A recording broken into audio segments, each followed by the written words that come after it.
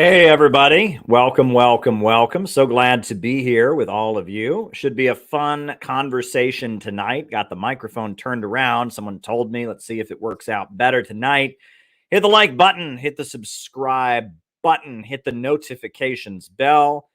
Let's have a great conversation here tonight. Let's do it. Of the American century. I say that the century on which we are entering can be and must be the century of the common man. A radical redistribution of economic power. I mean, we know that racism is just a byproduct of capitalism. Everything would be all right if everything was put back in the hands of the people. We need a government that will make sure Americans are taken care of and organize the economy to serve the people, not the profits of a wealthy few. We now have the techniques and the resources to get rid of poverty. We got to start getting out there with the people. Get out of the movement and get to the masses. We need a government of action.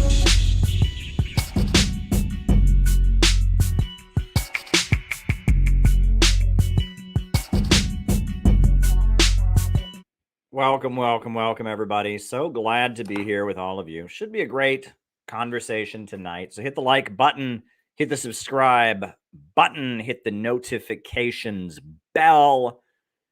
We're gonna just have another one of our late night chats, and it should be a lot of fun. So the way we generally do things here is I give my opening remarks. While I'm giving my opening remarks, I write down super chats, the first of which has already come in. John McCarthy, writing it down. Hold on. I'm going to type down the very first one.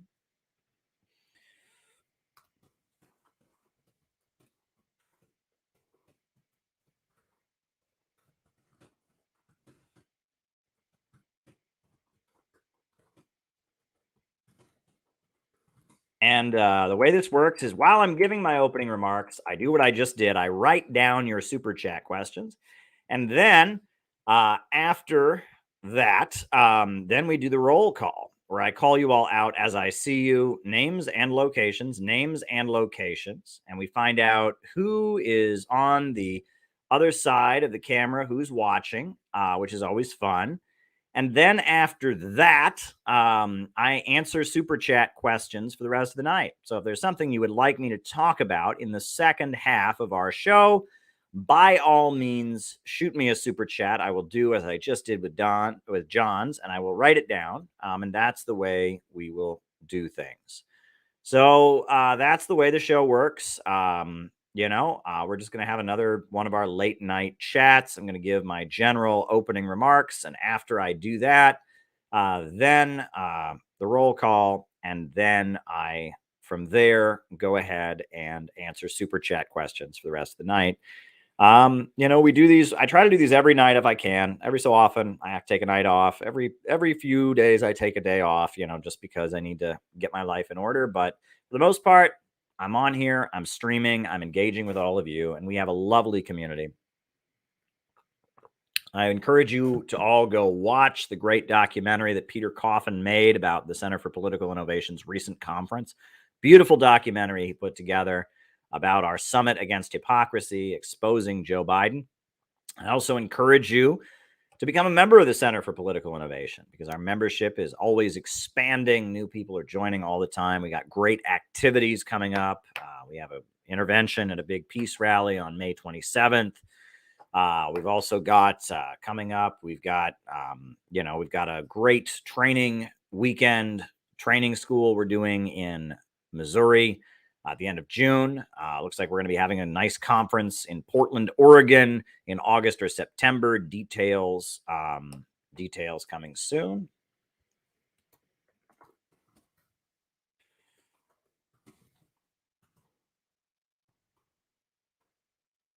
So we got a lot of great stuff going on. We are doing our best to intervene in history, to push forward the forces of truth and justice in a world run by so much evil.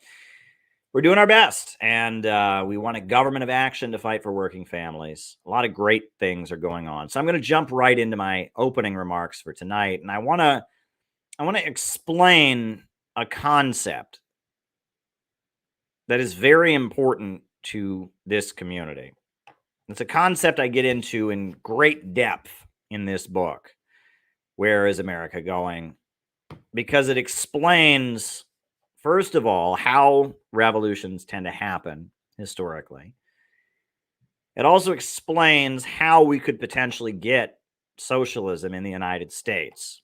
Because if you're serious about this, if you are somebody who is opposed to these wars, opposed to the system that puts profit over people, opposed to a reality where people get poorer and poorer as technology advances, and the greater wealth that's produced, the poorer people get, you're opposed to that reality. If you would like us to have a society where the banks and the factories and the major industries and the centers of economic power are organized to serve the people, not the profits of a wealthy few, if that is what you're striving for, then you should want to see it happen. The goal should be to actually get to a society where such a thing is the reality. And you don't see a lot of that. A lot of people that are interested in Marxism, interested in communism, they see it simply as a means of feeling like they're smarter than everybody else. They see it as a way to be edgy. They see it as a costume they can put on, a commodified identity. That's how Peter Coffin describes it in so much of his work. They don't see it as anything that could actually happen. They don't think we could ever actually win. And here at the Center for Political Innovation, the reason we're called the Center for Political Innovation is because we do actually want to win. And we have done a huge amount of in-depth studying to develop a formula through which we could actually be victorious.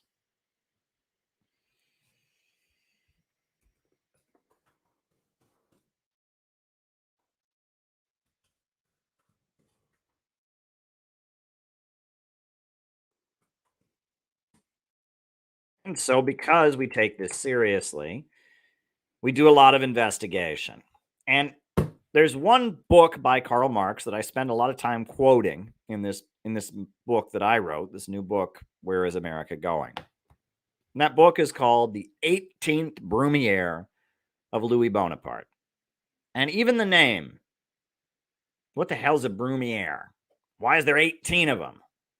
It's kind of a joke, but it's not one of Marx's most popular works, and it's not one of his most easily read works. In fact, it's a pamphlet that he wrote that was very difficult for me to get through and very difficult for me to understand.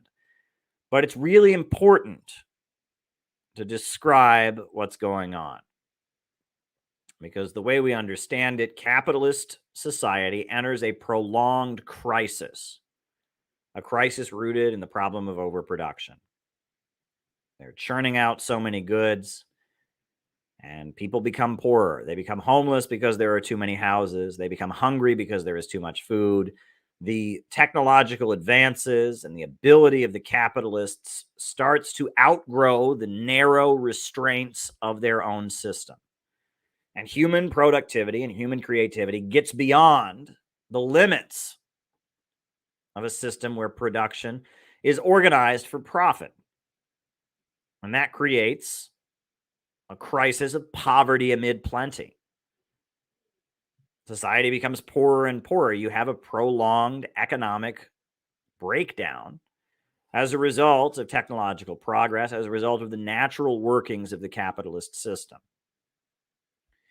And when you enter an economic crisis, and the rate of profits that the capitalists make are dropping, when the workers no longer have a place in production and are becoming unemployed, when living standards are going down, when society is starting to come apart, the economic crisis gives way to a political crisis. And the political crisis is the capitalists fighting among themselves in order to try and bring society back to stability. They want the economy to get better. They want to be making profits again. They want to be selling lots of products again. They want society to become more stable. They want the rebellions of the poor and oppressed to end. They want the economic shortcomings to be resolved. They want forces around the world that are resisting them and competing with them to be beaten down. And the capitalists begin to fight among themselves in order to resolve the crisis. Because at the end of the day, the way these crises tend to be solved is with mass destruction and war. And those are things that generally are carried out by governments. It is the government and the state that can resolve the crisis. And the capitalists want the crisis to be resolved, but they want it to be resolved not at their expense. They want it to be resolved at the expense of other capitalists. They want society to come back into order, but they don't want to have to pay for it. They want the other guy to pay for it. And so you see among the rich and powerful an intense rivalries developing as they scramble to seize control of the state and utilize the state to bring society back into order, to resolve the economic crisis. And that is what Karl Marx's pamphlet, The 18th Brumaire of Louis Bonaparte, is about. It's about how after the French Revolutionary Uprising of 1848, the capitalists of France began fighting amongst themselves. And amid that crisis, the elected president of France, the nephew of Napoleon Bonaparte, Louis Bonaparte, took power and declared himself the emperor and declared the Second French Empire.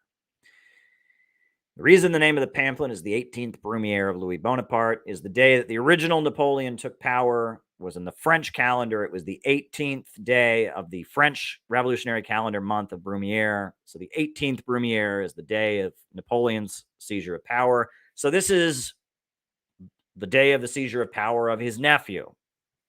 It's his 18th Brumaire.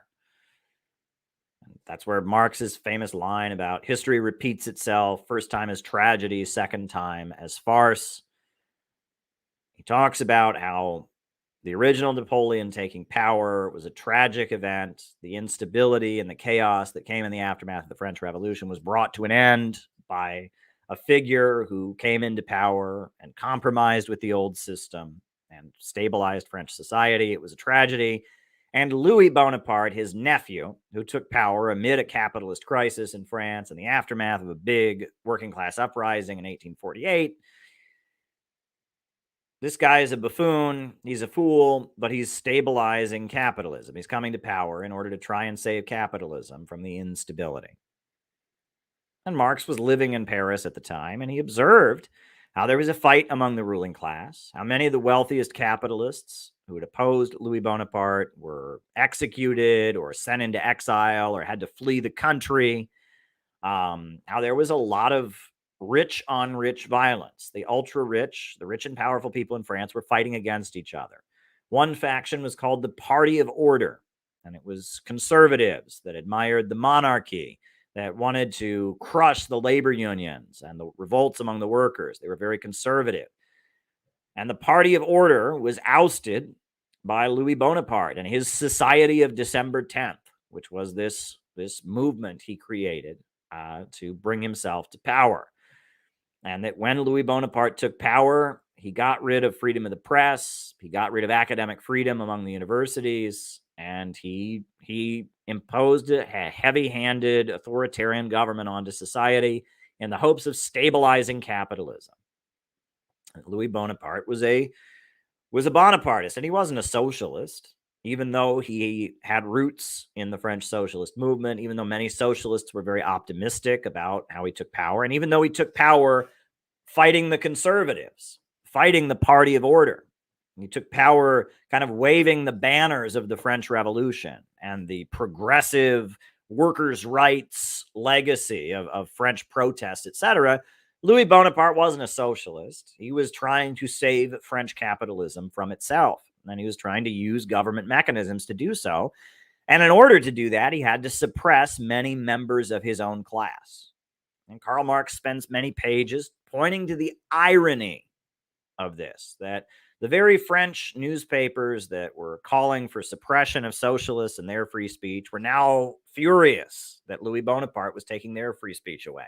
The very French newspapers that were calling for the suppression of socialist strikes and protests were now angry that Louis Bonaparte was taking away their right to protest and their freedom of speech. And that really, in light of the danger of instability and protests among the population, of rising hunger and unemployment, the French liberal society that had things like freedom of speech and freedom of assembly, that had labor unions, and the French liberal society was collapsing in on itself and becoming authoritarian in order to stabilize the economy.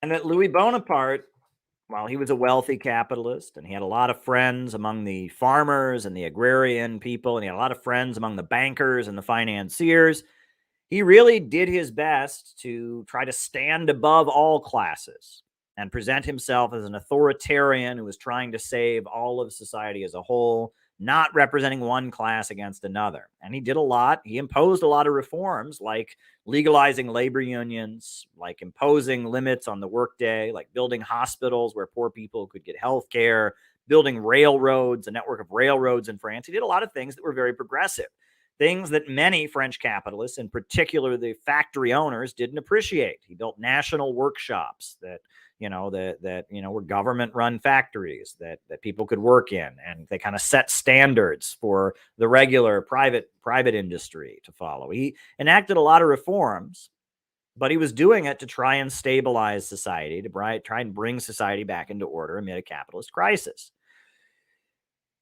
And this is what happens when society enters a prolonged economic crisis, as the capitalists begin to fight amongst themselves and different figures emerge attempting to become the Bonapartists, the strong men, to stabilize capitalist society, to bring society back into order.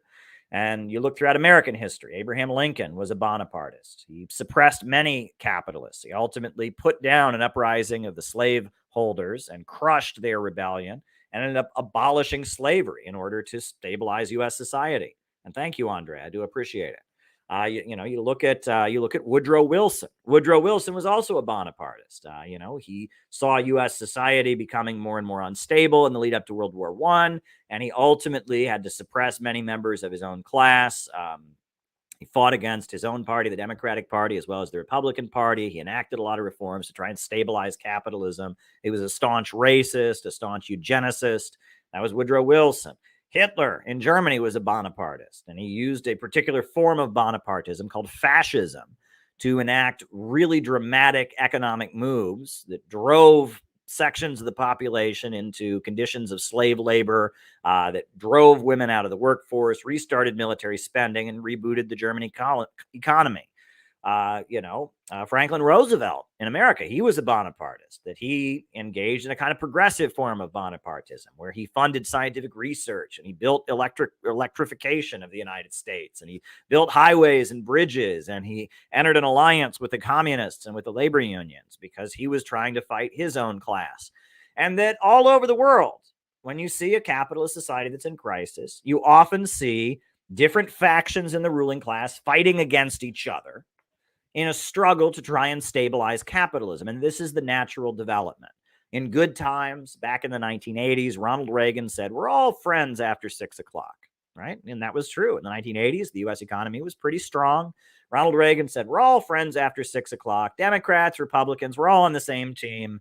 They weren't locking each other in jail. They weren't executing members of their own class. There were no attempted coups going on or machinations. They were all buddies. And that's how it is among the capitalist class when the economy is good. But when society enters a prolonged capitalist crisis, the capitalists begin to become desperate because they have different agendas and different plans for stabilizing capitalism. And all the plans come at the expense of the other faction. And so you have Bonapartist struggles within the ruling class. However, there's another layer of this. In chapter 1 of the new book, I talk about why we're having an economic crisis, the problems built into the capitalist system, etc. Chapter 2, I talk about Bonapartism. Chapter 3, I talk about a particular tool that Bonapartists use. And this is very important to understand. When the capitalists are fighting against each other, are they doing it themselves? You know, I mean, we think about Alexander Hamilton when he went out and had a duel, you know, and fought with Aaron Burr. Is it like that? Do the capitalists, they just go out and shoot at each other? Well, nowadays, of course, they don't do that. They get working class people to be their foot soldiers. They mobilize sections of the population to be their foot soldiers against other factions. Great example of that. During the U.S. Civil War, Abraham Lincoln, he couldn't defeat the Confederates all by himself. If he had done that, he would have lost the war. The Confederates were very strong. They had a whole army. They had the slave owners. They had the British Empire. In order to defeat the Confederates, Abraham Lincoln had to empower all kinds of sections of the working class and of the broader society in general in order to win. He had to build a coalition. And that coalition included the abolitionist movement, all kinds of religious people that were very opposed to slavery. And that movement also included, you know, many former slaves and free slaves, you know, like Frederick Douglass and Harriet Tubman, who'd fought for the rights of black people and organized resistance to slavery. And that coalition included the labor unions. You know, it was in the interest of labor unions to see slavery abolished because your wages are always going to be low when you're competing for jobs with somebody who works for free, who's a slave. And so the labor unions, they were big supporters of Abraham Lincoln. Lincoln had a record of being an ally of labor unions, of saying that labor is better and superior to capital. And so he built the labor movements, the labor unions, and the early socialists, they were part of it. And Lincoln built a broad coalition in order to back his Bonapartist maneuver to crush the slaveholders. And that he had to recruit lots of working class people to support Lincoln against the Confederates, right? This is what Bonapartists generally do. They build kind of an army outside their own class of working class people or people from other classes, the middle class, the lower levels, just to be their foot soldiers in Bonapartist struggles. This is what Bonapartists always do. Louis Bonaparte, who Karl Marx talks about in 18th Brumaire, his group of foot soldiers was called the Society of December 10th. And Karl Marx talked about how the Society of December 10th was not a working class revolutionary movement. It wasn't made up of ordinary working class people who go out and do the work of the country and produce the wealth of society. Instead, it was made up of what he called the lumpen proletariat. And what are the lumpen proletariat? They're people from the working class who have been declassed, meaning they don't have stable employment, meaning they support themselves primarily through criminal means and exist on the margins of society. And they are, they're described as people in the city, people who don't have a place in the wage system, people in the city who exist on the margins of society and are usually desperate and struggling. And he gives a long list, Marx, of the kind of people that Louis Bonaparte recruited for his Society of December 10th. He talks about organ grinders. Those are guys who played organs on the side of the street. He talks about pickpockets, people who stole money from people and, picked pockets. He talks about pimps and brothel keepers. He talks about intellectuals, literati.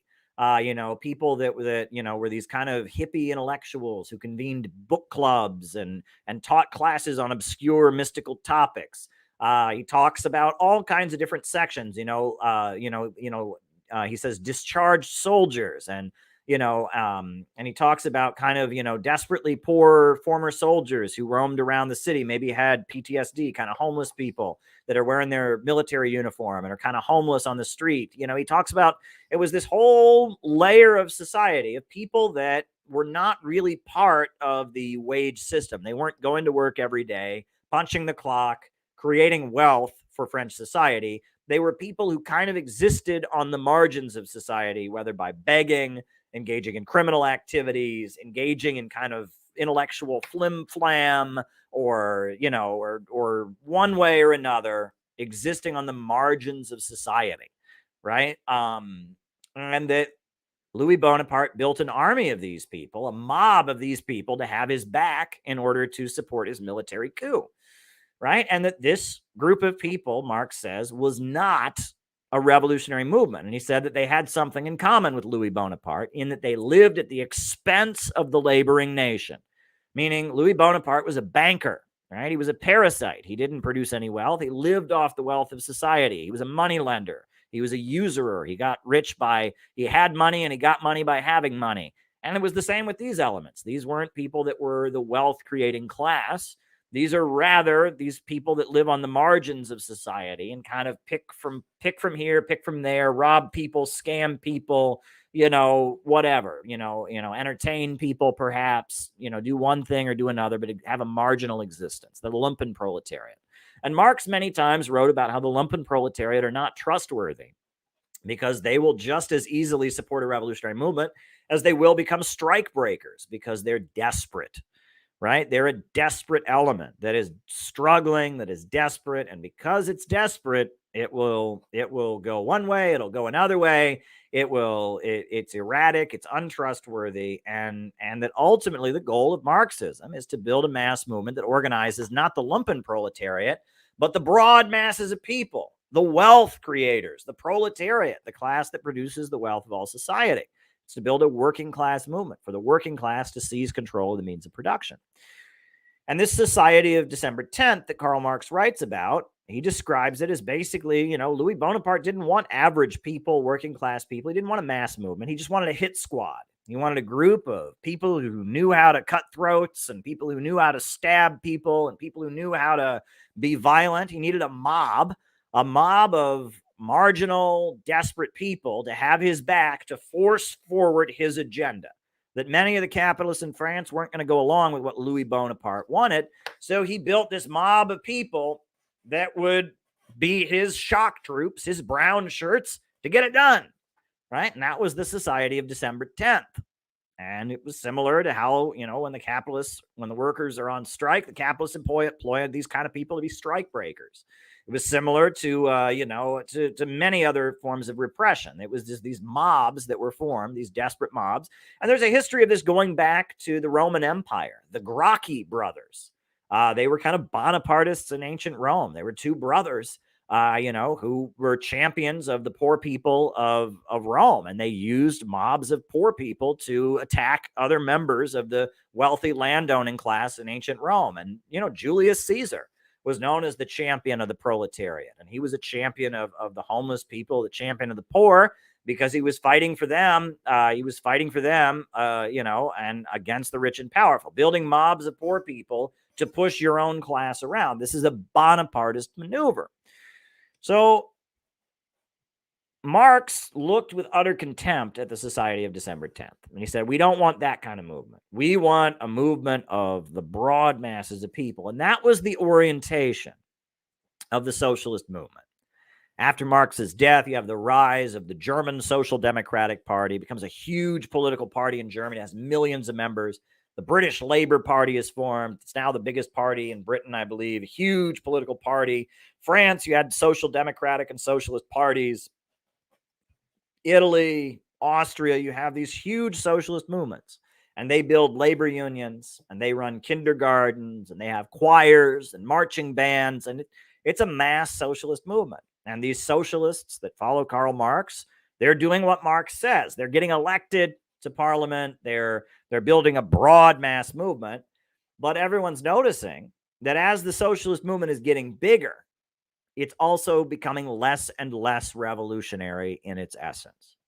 The politics is getting watered down. And the revolution isn't happening. And that becomes the question.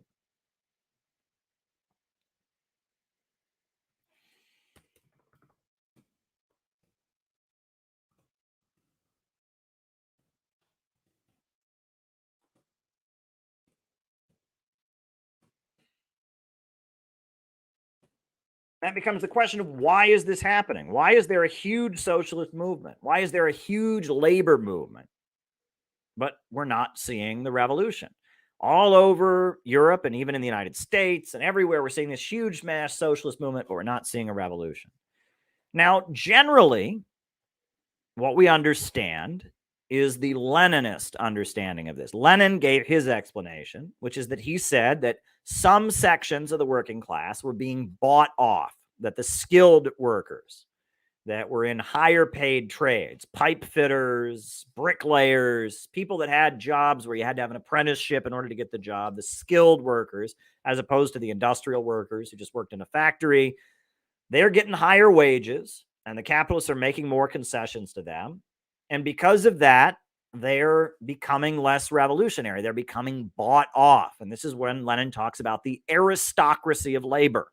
And that's why a lot of the union bosses in the more skilled trades supported wars and didn't support industrial workers when they went on strike. And they said, well, they shouldn't go on strike. They're industrial workers. They shouldn't have a union. They're not as good as us. They're not skilled. Unions are for skilled workers. It's not for industrial workers, unskilled workers.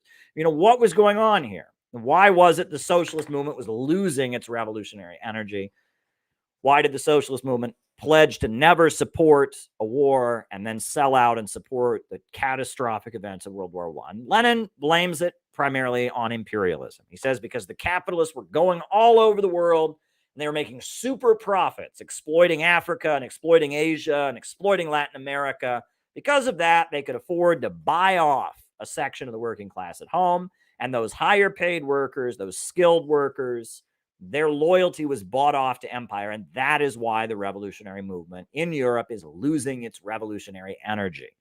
And that is largely correct, right? That is the material economic explanation. However, there is another explanation that comes along that comes from a French intellectual named Georges Sorel.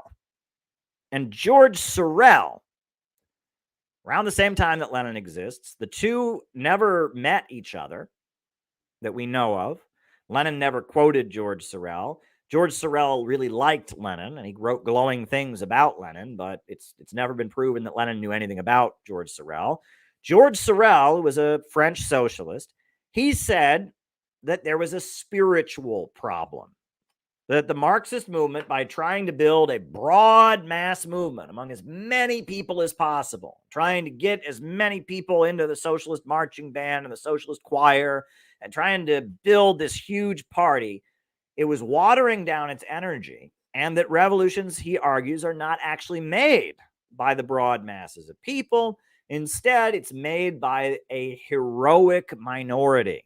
He argues there are some people that have a spiritual desire to become heroic and to utilize violence to become heroic, and that the spiritual power of violence infects certain people and gives them the ability to be the makers of history. And that rather than trying to organize the broad masses of people, you need to find those heroic individuals, those individuals who, dare I say, want to give the whole of their lives. And you need to organize a group of very violent, very, very revolutionary, very dedicated, fanatical individuals.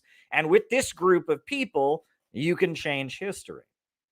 Now, it sounds a lot like Society of December 10th, right? We don't want just average people who are living their lives and punching the clock and paying the bills. We want a group of people who exist as full-time revolutionaries and are, just obsessed with the cause, give their whole life to it, and engage in exciting acts of violence, and they will be the ones to make history. That's what Georges Sorel writes in his very famous pamphlet, Reflections on Violence, and he writes about this. And Georges Sorel, interestingly, becomes a conservative. He holds on to his socialist and syndicalist beliefs, but he starts to argue the kind of spiritual power he wants comes from conservative things. He argues like monarchism, right? The loyalty of the people to a king. He argues that can be utilized to attain this kind of spiritual power. He argues that mythology, right, and legends and stories that are passed down from generation, and that Georges Sorel, while he's romanticizing violence and while he's romanticizing the kind of violent fanatical organizations that he argues are the makers of history, he's drawing from the past, and he's arguing, well, you need a myth. He talks about the myth of the general strike. Now, for a long time, the anarchist wing of the socialist movement in particular, you're very welcome. The anarchist wing of the socialist movement in particular, it said that one day there was going to be a great general strike. There's going to be a great general strike. All the workers will lay down their tools and all the workers of the world will go on strike in order to seize power. And George Sorel says, that's probably never actually going to happen. Right? I mean, we will eventually take power, but it's not going to be one gigantic fell swoop. It's probably, but who cares? Who cares? Because the idea that there will be this great climax, this great day of reckoning, is spiritually powerful. So who cares if it's actually going to happen or not? That myth will inspire people to be heroic. These are the kind of arguments that George Sorel is making. And it's interesting to think about this. I mean, when you talk about the general strike, right? Joe Hill, the long day down to the soup, long way down to the soup line. Bill Brown was just a working man like others of his kind, lost his job and roamed the streets when work was hard to find. The landlord put him on the stem. The bankers took his dough, and everywhere that old Joe went, no matter where he'd go, and then the next line is, what is it? So Bill and 16 million more responded to the call to force the hours of labor down and thus make jobs for all. They picketed the industries. They won an 8-hour day. They organized a general strike so folks don't have to say, and then the last verse is, the workers own the factories now where jobs were once destroyed by big machines that filled the world with hungry unemployed. We all own homes. We're living well. We're happy, free, and strong. But billionaires wear overalls and sing these little songs. That was the idea, that one day there'll just be this dramatic explosion of working class power, the great general strike. And if you look at it, that's generally not how history works. You do have explosions here and there, but you don't just have one giant explosion all over the world that comes out of nowhere. I mean, that's just not how these things work. But he's arguing that the myth of it is important. Now, at the time of George Sorel's death, George Sorel admired two historical figures, Benito Mussolini and Vladimir Lenin. And he wrote glowing things about both of them. Benito Mussolini was a huge admirer of George Sorel, and the fascisti, or the black shirts, which was Mussolini's group of fighters that brought him to power, were largely inspired by the Sorelian teaching. That they combined kind of this vague anti-capitalism with the mythology of the Roman Empire and loyalty to the great Italian nation. And they engaged in violence, which they thought was romantic and spiritual. And that in a lot of ways, Mussolini, who was originally a socialist, became and developed fascism when he supported World War I. He thought the socialists who didn't support World War I were traitors. And he built his own group of people that pulled from Plato, that pulled from anarchism, that pulled from different philosophers. But largely the inspiration for the black shirts, which was a gang, a Bonapartist gang, in order for the fascist government to come to power, was based on Sorel's teachings about building a violent group of people, a group of heroic, armed, violent men, fanatics, right? However, Lenin never read Sorel, never references Sorel, but at the time of his death, George Sorel is writing about how Lenin had developed this concept of the vanguard party, the party of new type, a group of people who give the whole of their lives, right? Professional revolutionaries. And that concept that Lenin develops, lays out in his book, What Is to Be Done, is a little bit different than the classical Marxist understanding. Every worker, every university student isn't supposed to be in the vanguard party.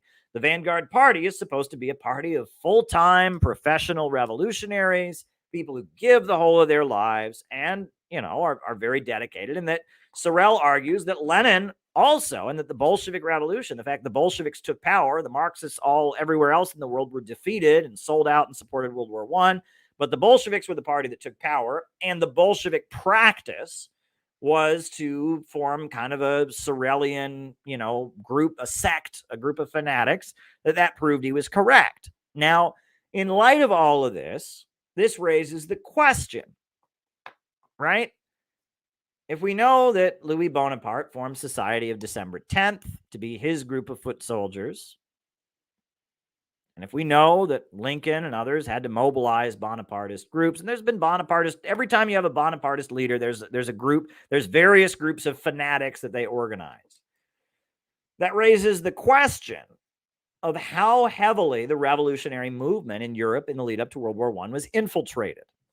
For example, we know that Leon Trotsky, his personal mentor, Alexander Parvus, who actually came up with the idea of the theory of permanent revolution, was a German intelligence officer, right? That Alexander Parvus was this socialist who became a billionaire and was an arms dealer for the Ottoman Empire, was arranging all the arms deals and selling weapons for the Turkish government. And that, he was elected to the German parliament, but he was also involved in the German Secret Service. And that a lot of Trotsky's activities in the lead up to World War I can be understood that there was some kind of German government support for Trotsky.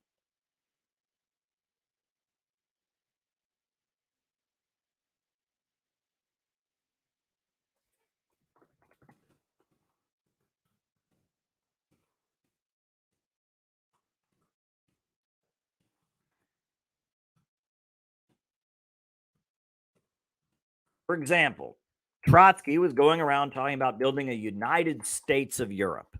He said to break down national divisions, we should have all of the European mainland become one government. We should have a European Union. Well, Lenin said, no, we don't want a United States of Europe because that will result in combining the strength of the European imperialist countries, and then they'll further exploit the countries around the world. We don't want that, and they'll be able to put down strikes more effectively. No, we don't want a strong central government for all of Europe. We're opposed to that. Why did Trotsky go around advocating a United States of Europe? Why would a socialist leader go around advocating that all the capitalist governments of Europe combine into one? Why would he do that?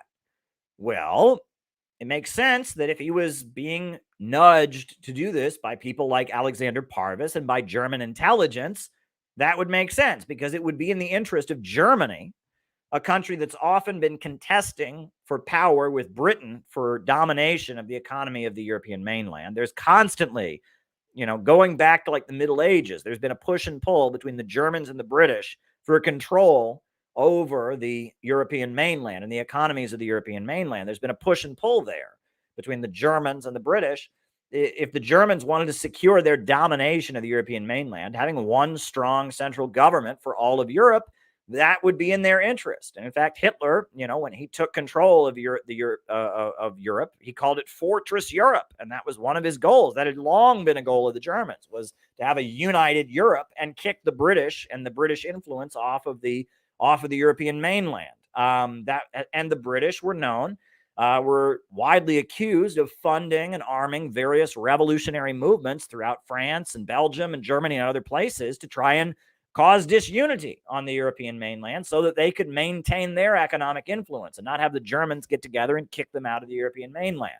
And World War I and World War II were largely a result of this geopolitical divide between the German imperialists and their desire to control all of the economies on the European mainland, and the British and their desire to dominate the European mainland. And this was a push and pull that frequently happened. And it looks like Trotsky was on the payroll, or at least being handled by German intelligence. And that raises the question of how many other revolutionary movements in Europe. There are all kinds of anarchists that were assassinating people and all kinds of underground movements, all kinds of socialist groups that had representation in parliament. And it looks like the intelligence services of various countries, Germany, France, Britain, Italy, were trying to manipulate these various groups. We know that before Mussolini took power in Italy, he was being funded by the British. They saw his movement as an alternative to communism. And, we know that the Nazis also received some British support prior to coming to power, that they were kind of being backed. And there were divisions, there were all kinds of divisions going on, and that these revolutionary movements, and the various communist, anarchist, socialist groups of Europe, the fascist groups, that they were useful. They were useful in Bonapartist struggles, just like Louis Bonaparte built his Society of December 10th, just like Abraham Lincoln built his coalition, just like Woodrow Wilson built the Ku Klux Klan to be his foot soldiers. that these various revolutionary movements of Europe were at various times being manipulated, being nudged, being pushed one way or another to serve various agendas. The most famous example of that, that had the most lasting results was ultimately the Germans gave money to Lenin. Alexander Parvis, who had been Trotsky's kind of handler for, for a long time, Alexander Parvis, he went and met with Lenin, who was living in Switzerland. He gave Lenin some money, we don't know how much, and arranged for Lenin to go back to Russia because Russia was involved in World War I, and Lenin was against their involvement. And Lenin and the Bolsheviks wanted to end the war. And so this anti-war guy, this guy who's the leader of an anti-war Marxist group in Russia, was smuggled back into Russia in the aftermath of the Tsar abdicating to try and push Russia to leave the war. And that there was a whole proposal written up by Alexander Parvis for the German intelligence services explaining how they thought that the Bolsheviks would be useful in helping the Germans to win World War I because they would destabilize Russia, cause problems in Russia, and enable Russia to be, victorious in the war. And that was a long time plan and strategy utilized by the, by the intelligence agencies. So we know about this. And then it gets even more complicated, right? If you've ever read about the years of lead, this was in Italy during the 1960s. In Italy during the 1960s, there were a number of different communist groups and there were a number of different fascist groups. And these groups shot and murdered each other. There were all kinds of bombings, all kinds of assassinations that were going on. And it was done to prevent the Italian Communist Party from coming to power. The Italian communists had fought Mussolini. They were the heroes of the country, and especially in northern Italy and the mountainous regions and stuff, the communists were very well loved. And coming out of World War II, the Italian Communist Party was winning lots of elections. And the American government very much feared that the Italian Communist Party would get elected and that Italy would quit NATO and align with the Soviet Union. They were afraid of that. And so they launched what was called Operation Gladio. And that was an operation to make sure that the Italian Communist Party did not win the elections. And Operation Gladio took on some wacky, bizarre proportions. One of the main things they did is they funded fascist groups to murder communists. Groups that admired Mussolini or admired Hitler would be told, oh my God, the communists are going to come to power. Communism is a threat to the white race, blah, blah, blah, blah, blah. And they would be given funding, and a lot of them wouldn't know where it was coming from. They would just get some funding and some weapons, and then they would go kill communists. And then the CIA would say, well, mission accomplished. But then it got even weirder, because then there were a lot of groups in Italy that were communists that thought the Italian communist was reformist. They were sellouts. They were not real revolutionaries, which a strong case could be made for that, right? I mean, Mao wrote his very famous essay, The Differences Between Comrade Togliatti and Us, and argued that basically the Italian Communist Party was watering down Marxism. So you had various groups that broke away from the Italian Communist Party, Trotskyite groups, Maoist groups that thought the Italian Communist Party were phonies.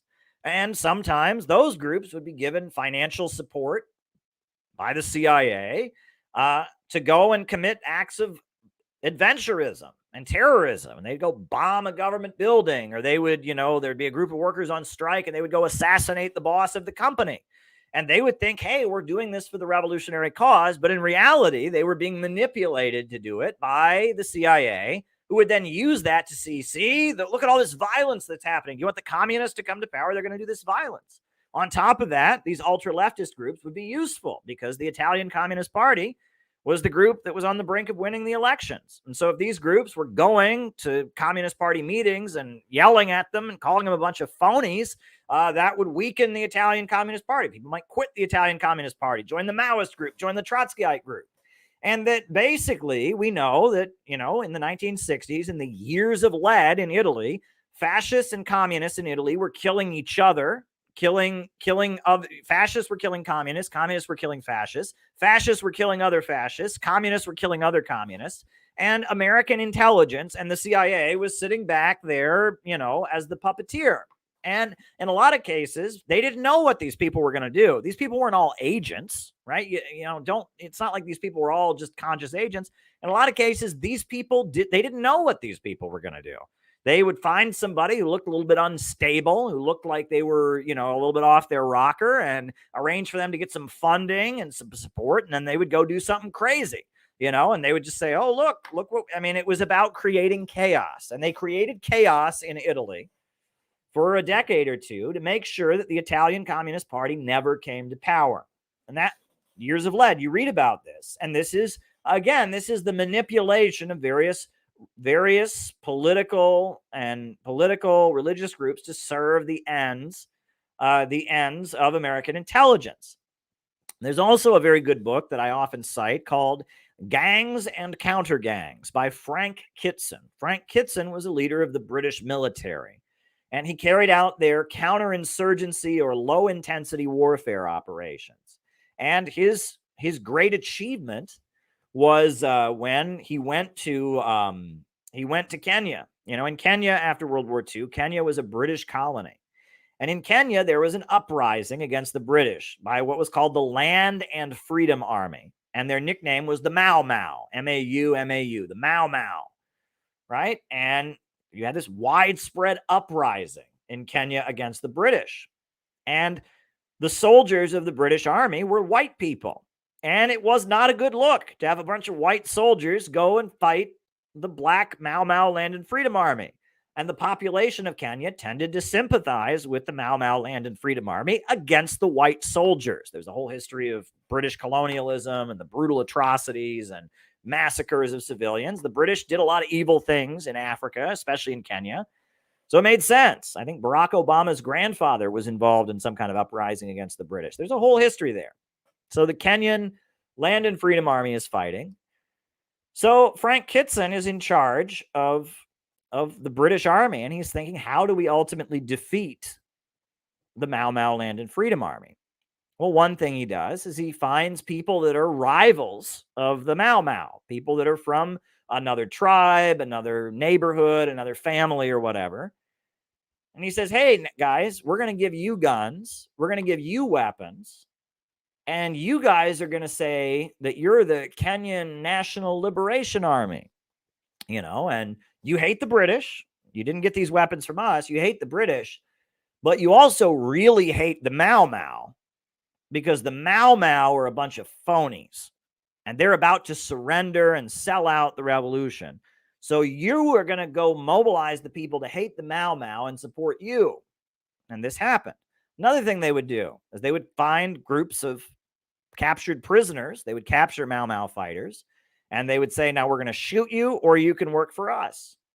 And the ones that they would that wouldn't get shot, that would work for them, they would send them to put on the same uniforms as Mau Mau and go into villages and steal things, and go into villages and rape women and stuff and commit atrocities that could then be blamed on the Mau Mau. And, they spread disinformation. They would find groups of Mau Mau and pretend that they were still with the Mau Mau in order to get information and bring it back. And that the creation of what were called counter gangs was one of the main ways the British were able to successfully defeat the Mau Mau uprising in Kenya. Now, ultimately, the main thing that the British started doing is they started putting all the men in Kenya in concentration camps, because it was mainly men who were fighters for the Mau Mau Land and Freedom Army. And so they just started rounding up all the men and putting them in these temporary prison camps so they couldn't be fighters. And that was the main way the British defeated the Mau Mau uprising in Kenya. But another big part of it was the use of counter gangs. And Frank Kitson, the main strategist, ended up writing this book, Gangs and Counter Gangs, about this. Right. And so if you look at the history of the revolutionary movements, right, Marx's original critique is saying we don't want a society of December 10th. We don't want that. We don't want a society of December 10th. What we want is a broad mass movement. But then you have a broad mass movement and it's not leading to a revolution. And then the group that actually does make the revolution is the Bolsheviks. And the Bolsheviks were operating kind of as a group of foot soldiers for the Germans to end World War I. And you see the various times that various revolutionary and communist groups have become manipulated by intelligence agencies and by different interests in the ruling class. They've functioned as the counter gang of one faction of the ruling class against another. This raises a lot of questions, And that is chapter 3 of this book goes into great detail about this, because at the end of the day, what you have to understand is that the Bolsheviks and the Chinese Communist Party, the reason they were able to take power is because they had a dual character.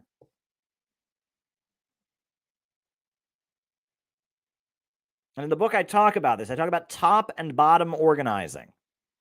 They had a dual character. On the one hand, they were a counter gang. They were Sorelian. They were isolated groups of individuals who were fanatical and gave the whole of their lives. But at key moments, they flipped. They were able to flip at the right moment and become a faction that gave voice to mass sentiments. And it's a weird thing. If the Bolsheviks had only been a fanatical counter gang, they never would have taken power. But if they had only been a mass organization, they never would have taken power. It's the Bolsheviks were both. They were a group of people who gave the whole of their lives, a party of new type. But then when the moment was right, they took on a mass orientation. Right? Great example. 1905, right? The 1905 revolution in Russia is what was the precursor, the dress rehearsal for the Russian Revolution. What happened? Well, there was a lot of starvation going on in Russia. Russia was fighting a war with Japan. There was a lot of food shortages and hunger in the country. And there were riots going on in the country. People were hungry. And so the Russian government found a priest named Father Gapan. And Father Gapan was a police agent. He was working for the Tsar's secret police. And they basically gave him funding, and they had this priest lead a peaceful march to beg the Tsar for more food for the hungry. And Father Gapan became this well-known priest who was well-known all throughout Russia as this great man who was organizing the poor people to beg the Tsar for more food. And so Father Gapan, the idea was to prevent the people from protesting and rioting, but organize them into a movement controlled by the Russian secret police. Father Gapan organized this huge demonstration of hundreds of thousands of people to march to the Tsar's palace to beg for food. The Bolsheviks were strategic. And the Bolsheviks were heavily involved in labor unions. And so on the day that Father Gapan organized his big peaceful march that we know was being organized by the government, it was controlled opposition, they called a strike, a one-day strike in the capital city. All the workers in the city went on strike on the same day. Even though Father Gapan was a police agent, was a counter-revolutionary, was a religious pacifist, a phony, it was all these things. The Bolsheviks had the strategic orientation that we will organize a strike on the same day. We're going to capture the energy. All the working class people looked up to Father Gapan, even though he was a phony, even though he was a fraud. But we're going to say, you know what? He's striking. We want food for the hungry people. And the Bolsheviks organized a strike on the same day that Father Gapan had his peaceful march. And then at that peaceful march, something happened. We don't know what. And the Russian military started firing into the crowd and killed a number of people. And in response to that, all of Russia went up in flames. There were revolts all over Russia. And the Bolsheviks positioned themselves at the center of the revolt. Right? That's the Russian 1905 revolution. And that they basically saw it was this group of fanatics, dedicated revolutionaries, but they attached themselves to a real mass movement. And they positioned themselves in a position where they could then capture that energy. And then the 1917 revolution is a similar situation, right? The Tsar was unpopular. He was losing the war. Most of the capitalists in Russia wanted the Tsar to lose power. And so there were strikes down with the Tsar. And the Bolsheviks, they were striking down with the Tsar, and pretty soon the Tsar was stepping down. I mean, it wasn't just the Bolsheviks, it was the majority of the ruling class. They were all saying down with the Tsar, organizing protests down with the Tsar. Ultimately, the Tsar was forced to abdicate.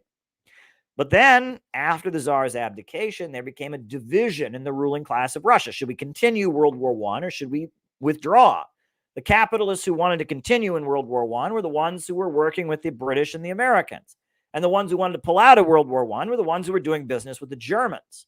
Well, the Bolsheviks were against World War I.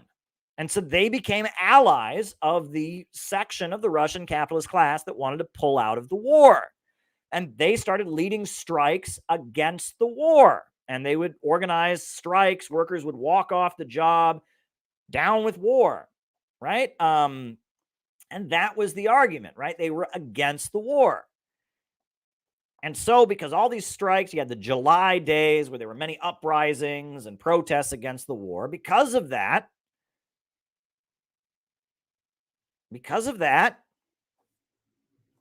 a military leader in Russia named Kornilov started marching his army towards St. Petersburg. And he was going to become the military dictator of St. Petersburg in order to crush the anti-war uprisings that were going on.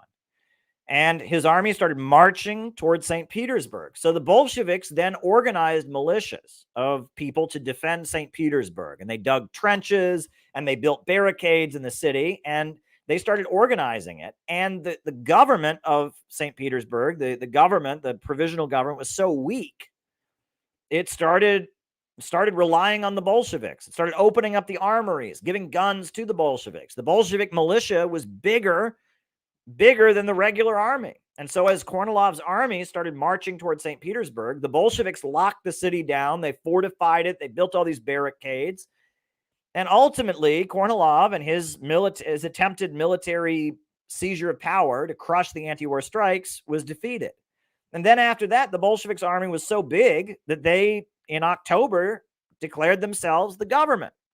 The Bolsheviks entered a series of strategic alliances. They were a group of fanatics. They were you could call them a counter gang. They were a Sorelian formation, but they gave voice to mass concerns. And ultimately, they were able to take power by entering strategic alliances, by going in a mass way. You could say the same thing about the Chinese Communist Party. The Chinese Communist Party traces its origins back to the New People's Studies Society.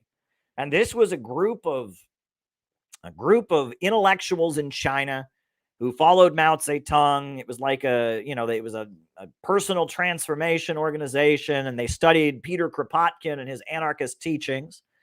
They were followers of Mao, and they merged into the Chinese Communist Party. But ultimately, the way the Chinese Communist Party was able to take power was it became a vehicle to give voice and give leadership to the peasant movement and the peasants in China that were rising up and against their landowners. There had been many peasant uprisings throughout China's history. The peasant wars was like a cycle. They happened every 100 years. The peasants would just say they had enough. They would fight the landlords. You'd had there was a big civil war in China, the Taiping Rebellion, that had happened with this, a peasant uprising against the emperor. But it was like a cycle in Chinese society that every so often the peasants would rise up against the landlords. Well, it was that time again, the cycle had come around. The peasants were rising up against the landlords. However, at the same time the peasants were rising up against the landlords, you had the Chinese Communist Party that positioned itself with the backing of Moscow to be the expression of these forces. And that was what ultimately made the peasant uprising turn into a socialist revolution, right? And these things are important. And that's what I'm trying to get you to understand, is that revolutionary organizations throughout history, they have a dual character. And that there is history to this. And that, generally revolutionary organizations align with different factions in the ruling class. Generally, they are groups of fanatics, but they're able to also take on a mass character. They break out of their isolation and become the expression of broad sentiments.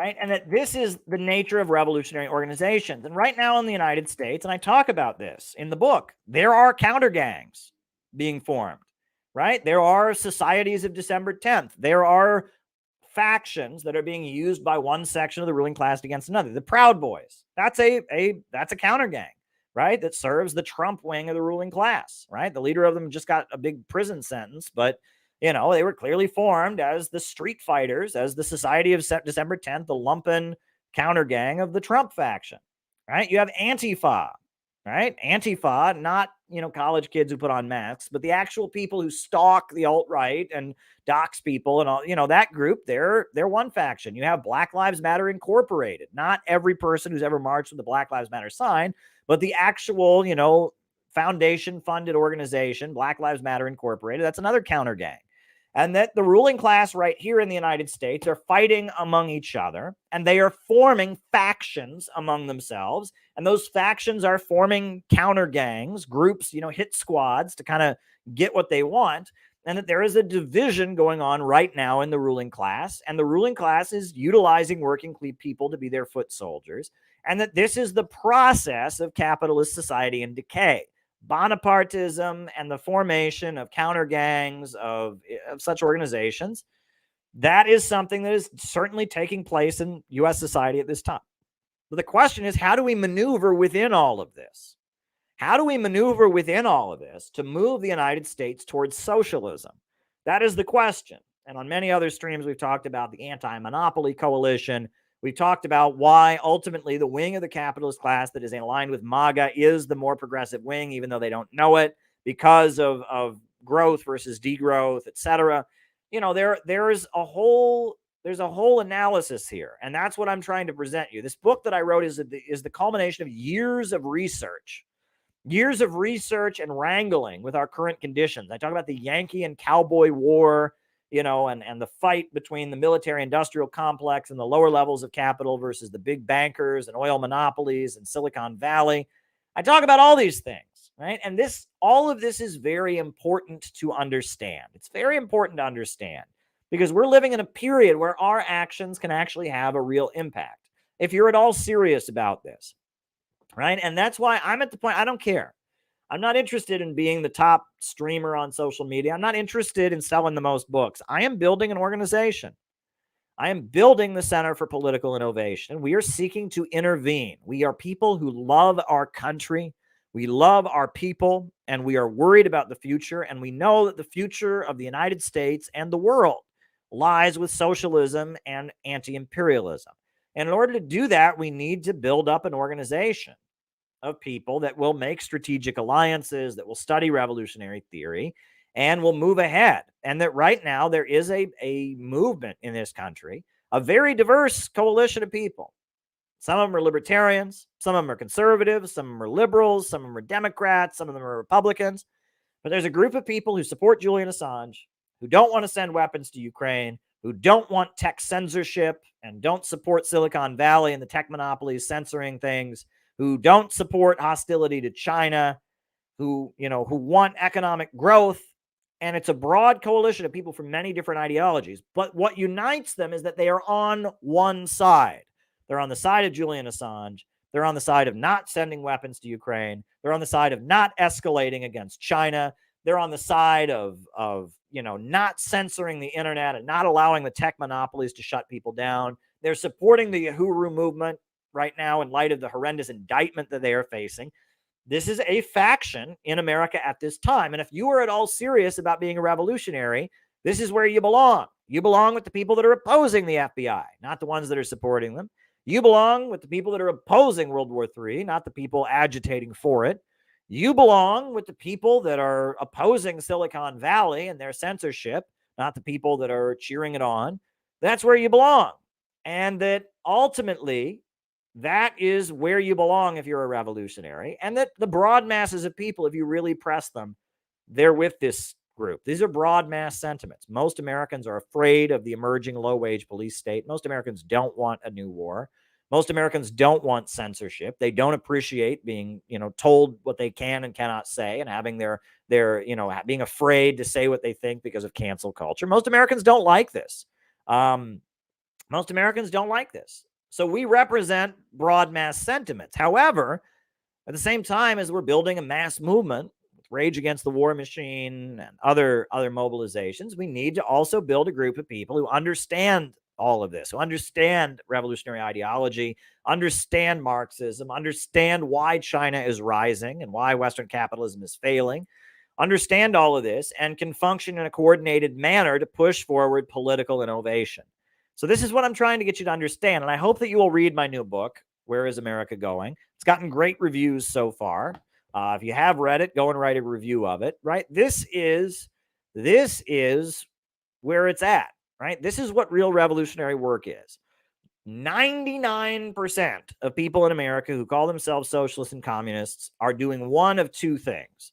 One, it's just an internet thing for them. They dress in costumes. They like to sound woke on the internet. It's like a commodified identity, as Peter Coffin always says. They want to put on some socialist shoes. They want to take socialist selfies and post it on their internet. They're not doing anything. That's the majority, right? It's just a persona. When I was in high school, people were goths, people were punks, people were preps. Now, I guess you want to be a socialist, right? You wear LARPy costumes, and that's one thing. That's one faction, right? But then on top of that, there's another layer of people that are worse than that. I think they're worse. And those people are just foot soldiers of Joe Biden. They are just foot soldiers of the more dangerous wing of the ruling class. That's all they are, right? They are just foot soldiers of Joe Biden, and they're cheering Joe Biden and his effort to empower the FBI, to censor the internet, to send more weapons to Ukraine. People like Vosh, people like the Communist Party USA or the Party of Socialism and Liberation. These people are on the wrong side, right? So it would almost be better if they didn't do anything. But they're doing stuff. They're on the wrong side. They're waging a culture war against American conservatives. They're whipping up hysteria. They think that anyone, they label people who disagree with them neo-Nazis and white supremacists and try to destroy their lives. They're on the wrong side. And that most of the socialist movement in America are just on the wrong side. The ones who are actually doing anything are on the wrong side. But there is a growing minority of people who get it. The Party of Communist USA, great folks, a lot of overlap in membership between them and CPI. I don't agree with PCUSA on everything, but they're on the right side, and they get it. They signed the World Anti-Imperialist Platform. Center for Political Innovation, we get it. And there's others, there's a lot of great people in the Haas community. There's a lot of great folks out there, right? The LaRouche people, again, they're not Marxists, but, we see eye to eye on most things. There's a growing block of people who get it. Jyoti Brar and the Communist Party of Great Britain, Marxist-Leninist, and the World Anti-Imperialist Platform. I played Jyoti's recent speech in South Korea on these recent streams. These people get it, right? And that is where you belong, right? If you're really against the imperialists, if you really want to see America move toward a prosperous socialist society, this is where you belong, right? And that's what we're trying to do here. So I hope that this presentation was useful. So hit the like button, hit the subscribe button, hit the notifications bell. I'm going to play some Irish music. I'm going to play a classic Irish song called The Foggy Dew. A recording of it I found that I don't think would be copyrighted. And then from there, we're going to do the roll call, and I will start answering your super chat questions. So I hope you learned from my opening remarks. The Foggy Dew.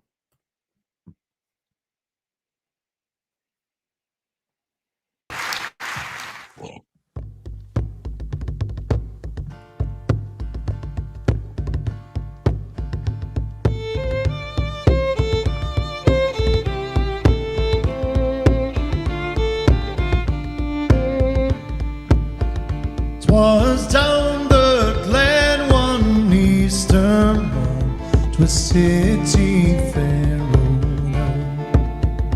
There are the lines of marching men and squadrons passed him down. No fife did hum, no battle drum, it sounded straight active. But the Angelus bell o' the levees rang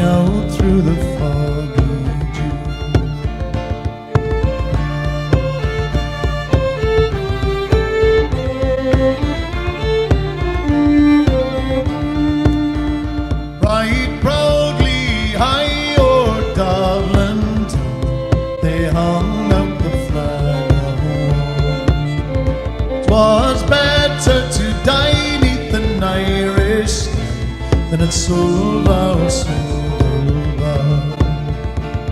And from the plains of royal mead, strong men came hurrying through, while Britannia's hands, their long-range guns, ringing through the falling dew.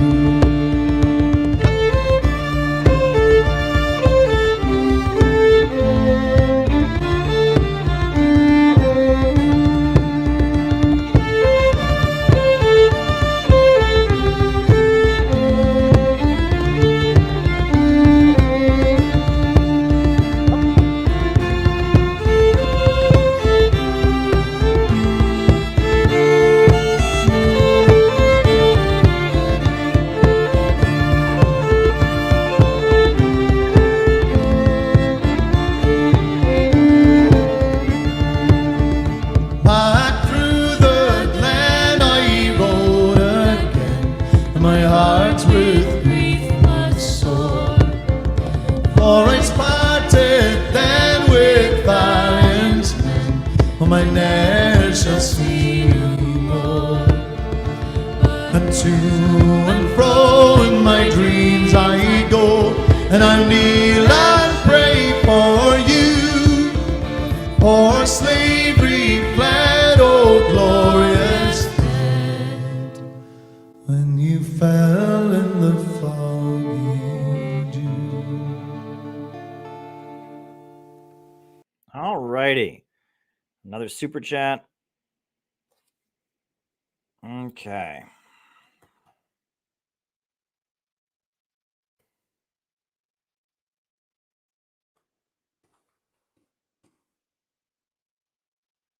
All right. Names and locations. Names and locations. We got Lisa Smith. Many thanks from PA. Neil Frazier says, great song. Jenny Lynn is applauding. Names and locations. Names and locations. Who is with us tonight? Names and locations. I will call you all out as I see you.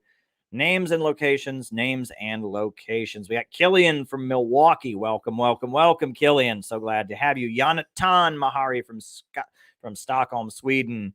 Rupert Fellows from England, Jonathan C. in Los Angeles, Rice from Adelaide, Australia, Christian, shout out to you in New Jersey, Jenny Lynn in Cincinnati, Colin in Greensboro, Fred from Alameda County, California, Samuel Price in West Virginia, Jamie in St. Paul, Minnesota, Temple City, California, Alex from Brazil, Steve in Boston, Ryan in Kansas City, Maddie in California, Anthony in Detroit, welcome, welcome. Phil in Miami, Florida. Carolyn and Dario from Brooklyn. Shout out to you. Bob from Ireland. Alan from Utah. Luca, Singapore. Patch in Arizona. Chester in England. Keith Preston from Richmond, Virginia. Bob Troy in New York. Canadian Cop City is scary. Alberta, Canada, California. John McCarthy in Chicago. Zephyr from Oregon. Mariah in North Carolina. Luke from Lickfield, UK. Lickfield. Luke from Lickfield. Well, that's more Irish. That's more of a brogue, right? Lickfield. No, I don't know. My accents are off tonight. Briggy in Pennsylvania. Micah in Las Vegas. Micah. That's a good Old Testament name. There we go. Mima Flowers in California. Names and locations, folks. Names and locations, and then I'm going to start answering super chat questions. Names and locations. Names and locations. Names and locations. Gonzalo from Buenos Aires. All righty. Scott from Palm Harbor, Florida. Gribble from South Oregon. Welcome, welcome, welcome. So glad to be here with all of you tonight. All right, I'm going to start answering. Oh, we got Josh in Houston, Texas. And InforWiki, shout out to you. Great stuff at InforWiki. All right, now I'm going to start answering super chat questions. First one was from John McCarthy. Do you think that car ramming at the Vatican is related to the Pope negotiating peace in Ukraine? It's possible. I have noticed that every so often the Vatican will make statements that more or less indicate some level of neutrality. Some level of neutrality in the Ukraine conflict, and that is not appreciated by the powers that be.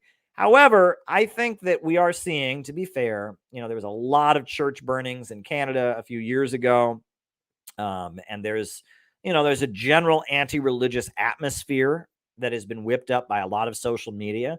So I wouldn't necessarily say that that's involved. I feel like, there has been such of an anti-religious atmosphere whipped up, and the Catholic Church, because of the obvious, crimes they committed covering up child sexual abuse, etc. They have been a particular target of it, and the stuff in Canada with the Indigenous people and the bodies that have been found. And, because of that, there has been a particular demonization of them pretty widespread in the Western world. Look, at the end of the day, the ruling class is targeting all illiberal organizations right now because they are all potential counter gangs for one section of the ruling class. And I get into that towards the end of chapter 3 in this book. I talk about this. Any illiberal organization, any organization that represents people, that is not just like a for-profit corporation, that is kind of a grouping of people coming together around certain principles, asserting their interests, is going to be attacked right now. And it doesn't make this group perfect. The Catholic Church has done a lot of bad things over the years of its existence. It's obviously not a perfect institution, but it's an institution that is big enough and financially vast enough and has enough of a following. It could push back against them. It could say no, right? And so it is treated with extreme suspicion. For many years, the Church of Scientology had a lot of influence in Hollywood, a huge amount of influence. But you'll notice that they came under very extreme attack in the last decade because they had too much power, right? And that their teachings go against big pharma, and that Tom Cruise and some of his associates are Scientologists, but largely, in Hollywood, if you get a reputation as being a Scientologist, you're pretty much blackballed. You can work with Tom Cruise. That's about it, and there's a couple other prominent Scientologists in Hollywood, but they're very quiet about it, and they're almost apologetic about it, and they can get away with it. But, for a long time, Scientology had a huge amount of influence with what's his name, John Travolta and all of that. But they, for whatever reason, they can say no. And so they have gotten pushed on. Right. And then you'll notice that Scientology, Tom Cruise made a great movie right after Trump got elected, American Made, about the CIA's role in the drug trade. And now the Church of Scientology, I understand, is heavily aligned with Donald Trump, and it's working with Epoch Times, and that because they feel that they're under attack, which they are. I mean, there's been a lot of mainstream media targeting of them. They've gotten into a defensive mode where they're positioning themselves as in an alliance with, potentially Bonapartist forces. Now, the Church of Scientology, I'm not saying they're good at all. They're not. What I'm saying is that this is an illiberal institution that gets attacked. And so because it gets attacked, it has to, protect itself. And that any illiberal institution is going to become a target. Any illiberal institution. Because any illiberal institution is a threat to them. But then at the end of the day, you need illiberalism to prop up Western capitalist society. You can't have an army that's liberal and open-minded. You can't have a police force that's liberal and open-minded. And the Proud Boys, Black Lives Matter, Antifa, these are not liberal organizations. They're authoritarian, illiberal organizations being used to push one particular wing.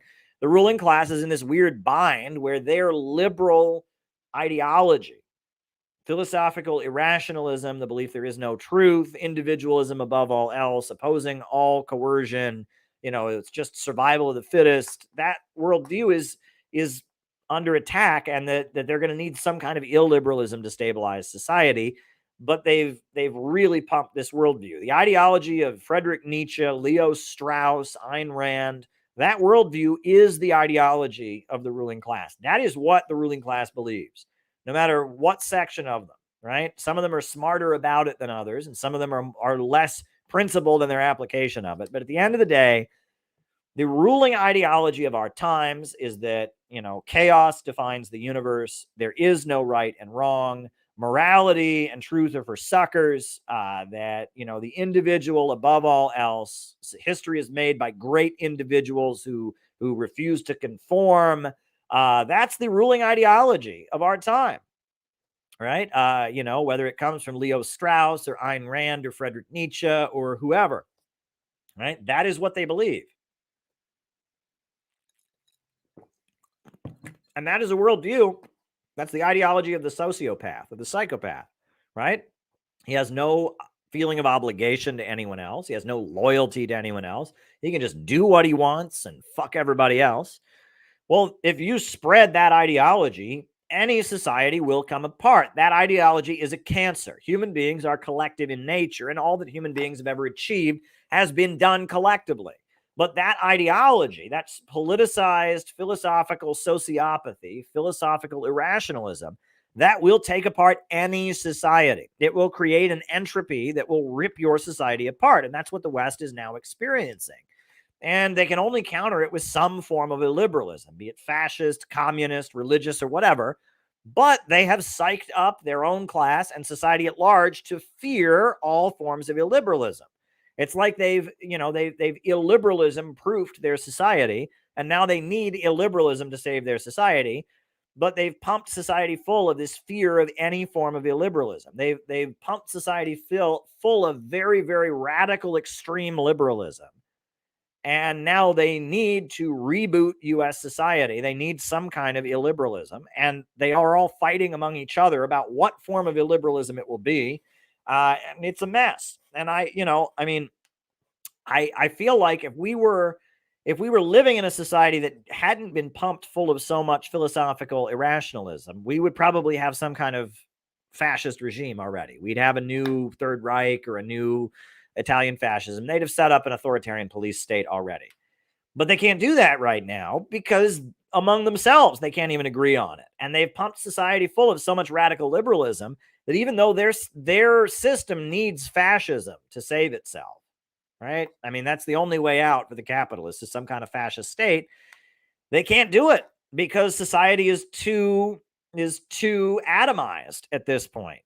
So we're living in a very, very strange period where I don't feel like they could save their system if they want to. They need illiberalism, but they have illiberalism-proofed society and spread philosophical irrationalism everywhere, taken liberalism to a very extreme degree that human beings just don't feel a need to conform or be part of a group. Or technology has a lot to do with it as well. I'm curious to see what will come out of this. I mean, Eurasia is going to come out of this fine. I mean, Russia and China, they're going to keep speeding ahead. The illiberalism they have over there, the belief that they have an obligation to society, the collectivism, the optimism, the growth that they've got in Eurasia, they're going to be okay, but Western capitalism, I mean, the West is coming apart. Now, the question is, does the West just continue to deteriorate like the Roman Empire? Or does a faction within the West develop a form of illiberalism that will put them into unity and multipolarity and, lead them on a path of construction and alliance with Eurasia? That's really the turning point that we're facing. That's the two ways we can go. We can go further into atomization or collapse, or we can begin to have the new form of economy, the new alternative economic model of growth and optimism. We can have that implemented in the West. And when it comes here, it's going to come in a very, very uniquely American way. It's not going to look like China. It's not going to look like Russia or Venezuela or Iran. It's going to be uniquely American. But I don't know if it'll be able to come here, right? Because again, there is just so much irrationalism and so much atomization. But at the same time, the economic necessity will come. And I believe we are going to, and it's going to be really weird when it hits. We are going to hit,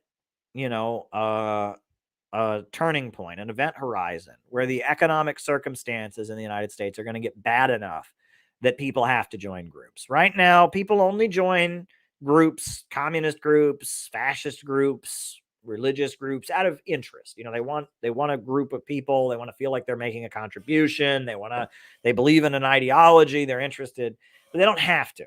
Right? No one's obligating you to be in a group. And there's a huge obligation if you're in a group and it doesn't go the way you want to go, fuck this, and that's why there's a lot of wrecking and every group is full of people fighting with each other and acting crazy. And, that makes sense. But we're going to reach a point where the economy over here will get so bad, where there's actually people that are malnourished, where there's, bread riots, where there's food shortages, where there's electricity going off in different parts of the country, where it's going to get bad enough that people are going to join groups out of necessity, just like people joined the Communist Party in the Great Depression, just like people in Lebanon joined Hezbollah, where people join these groups out of necessity, not out of interest, not out of intellectual, not out of wanting a community or wanting to feel like they're making a contribution. But in order to survive, for protection, people will join groups. And when that happens, things will take on a very different character in politics. You can be sure of that. I don't know what it will look like because of the atomization, right? And we might have a lot more chaos, honestly, as these groups that people join fight with each other. I mean, it's going to be chaotic when that event horizon is crossed, when people suddenly are obligated to join groups in order to survive. Things are going to be different, I think. And I ultimately think those of us who are organizing, we have to prepare for that moment, right? Right now, we can build groups, we can start to function and have networks of anti-imperialists and all of that, but we should do so with the understanding that an event horizon will approach where we will ultimately, it'll completely change. People will be joining groups out of necessity, not out of interest. All right, next question. What is Nicaragua's micro-entrepreneurship program? The socialist government of Nicaragua lends money to people in Nicaragua to form either worker cooperatives or independent businesses. And Nicaraguans, they learn to create a product. They learn to farm. I mean, I've seen it myself. I've seen it firsthand. They open a place that makes pottery and all that. There's a lot of businesses that get a subsidy from the Nicaraguan government that are stimulated by the overall state central plan to launch their own independent business, and they go and do it. And just like they've done land redistribution in Nicaragua, they've also done their micro entrepreneurship program, and it's been very, very successful. And that socialist countries, the success in China is all the companies that have been started with funding and backing and a charter from the Chinese government. Right? Vietnam, their socialism also benefits from this. And that having like a private sector of small business owners, of cooperatives, of small enterprises, that's the strength of 21st century socialism. I've seen it in Venezuela. I've seen it many places. All right, next question. Thoughts on the nihilistic Nietzsche degrowth left? Well, again, it's rooted in pessimism, the belief that the world is going to hell. It's rooted in anti-humanism, the belief that human beings are no good, that we're just another animal deep down. And it's rooted in the belief that we need to bring the world back into balance by reducing the population, reducing consumption. It's anti-populism, it's pessimism, and it's Malthusian economics. And it's small is beautiful. It's a belief and worship of the primitive. It is opposition to historical progress. That is what the prevailing view on the left is, and it is the result, first of all, of the manipulation of leftist politics in the late 50s and 60s and early 60s with the Congress for Cultural Freedom, and then it's a result of the color revolution apparatus and George Soros and the mass movements that were used to bring down communist governments. And then ultimately, the color revolution apparatus has come home. And it is that activist apparatus built up by Ford Foundation and George Soros and CIA money, and the leftism that's been pushed among academics, the Frankfurt School, the Congress for Cultural Freedom, intersectionality, postmodernism. It's all this stuff that was cultivated as an answer to genuine communism and genuine Marxism, utilized to build the color revolution apparatus, and then ultimately now has been brought back to build an army of foot soldiers for Joe Biden to try and save capitalism with. It has absolutely nothing to do with what Marx and Lenin and Gus Hall and Huey Newton and William Z. Foster and Mao and Stalin and Kim Il-sung and Ho Chi Minh believed. Nothing to do with it. Nothing infuriates me more than seeing the right wing sit there and say, oh, they're all Marxists, they're all communists. Jordan Peterson and these people think the exact same thing about Stalin. They think the exact same thing about Mao. They think the exact same thing about Kim Il-sung. These people have no interest in, the working class building a mass movement to seize the means of production. They have no interest in building solidarity with Russia and China and Iran and Venezuela. They have no interest in any of that. They're interested in the exciting new way to be transgender that they just discovered. They're interested in why white males have too much influence on the Hollywood ballet movies of the 1970s and early 80s. They are interested in how The Grapes of Wrath is not actually a progressive novel because the characters in it are white, and white people have never suffered because they have white privilege. And so therefore, John Steinbeck is actually a white supremacist. They're interested in, and how, transgender people who pass and aren't recognized as trans have cisgender privilege and represent a privileged strata of the trans community. That's all these people want to talk about is this kind of stupid crap I'm just talking about right here. That's what they want to talk about. They want to talk about movies. They want to talk about literature and how privilege and oppression and white male patriarchy, that's all they want to talk about. They don't give a shit about the workers' struggle to raise living standards, the workers' struggle to seize the means of production. They don't give a shit about, the party of new type and the Bolsheviks. They don't give a shit about imperialism. They don't give a shit about the problem of overproduction and the tendency of the falling rate of profit. They don't give a shit about any of that. All they care about is, the identity of marginal people, marginal communities. Look, I will quote to you. This is what Karl Marx says in the Communist Manifesto. This is from the Communist Manifesto.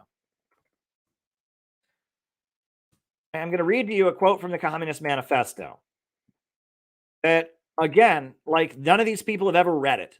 Because if they had read this quote, they would realize that what they're doing has absolutely nothing to do with Marxism. This is from the first chapter of the Communist Manifesto. All previous historical movements were movements of minorities or in the interests of minorities. The proletarian movement is the self-conscious and independent movement of the immense majority in the interest of the immense majority.